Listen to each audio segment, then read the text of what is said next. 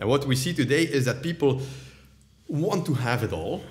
It's almost impossible. I think we can easily blame a couple of social media for for that, and the depressions, burnouts have never been this high. Because you need to do all of these things, and it's fairly unhealthy. I was talking with doctors on that. So you work, if you're an entrepreneur, you work like between 10, 12, 14 hours a day. That's a lot. I mean, there's not a lot of time to do other stuff. But then, apparently you need to have the beach body look. So that means you have to go an hour to the gym. But just look at that alone. You're hitting it very hard, 10, 12 hours a day in the office, trying to build a business. So that means that your mind is exhausted at the end of the day. Your body needs to refresh. And then what you're going to do, you're going to punish your body by going to the gym for another hour, an hour and a half, punishing everything that's physical on your body. So your body can only take that much. And that's why we see so many burnouts. Also because people do things that they don't like. You have to have that career. But no. No, you don't. Yeah. No. I mean, what I like to do is build businesses. That's my happy place. But that's definitely not everybody's happy place. I mean, there are several colleagues who have left our business because they said, I want to do something else. And it's completely unrelated to business. I want to become a farmer. I want to become a professional game player. And that's fine. I mean, nobody should be obliged to do a business job.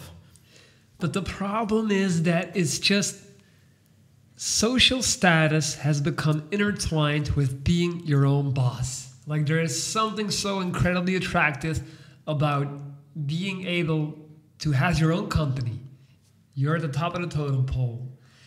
You have your own people working for you. You have your own, your building. People are just in love with that idea, more so than the actual concept of what is my business going to be about. I think there's a lot of people who are just like, I want to have a business. I want to be a boss. And it's like, yeah, but what's the business going to be about? Like, I haven't really figured that one out. And I think that's what makes Instagram such an incredibly, it has that perfect mix because it allows people to pursue the illusion of running and having a business.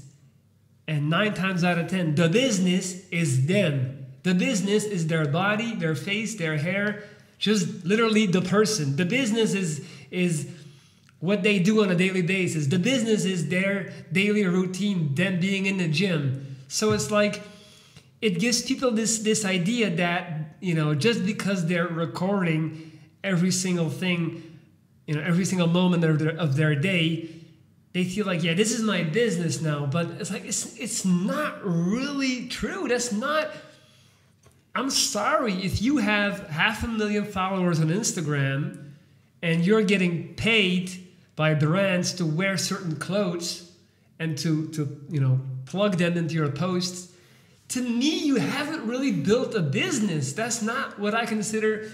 You've built a personal brand, sure, but what have you tangibly built? What can you offer to someone?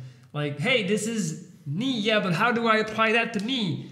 Oh, well, I don't look like you, so how am I going to do that? You know what I mean? And I think that's what makes Instagram so efficient in terms of capturing people into their web. Well, I think in Dutch we have a definition in terms of sizes of business. A lot of those Instagram people, they're sole proprietorships, and okay, it's a sort of a business, but technically it is technically. But I'm more fan of the enterprise, right? Where it's where people and capital come together with a great idea, because you have to start with the why. Why are you doing this? And then you build something that has the potential to change the world, or at least a part of the world that you want to change, because you can change the world in your own village.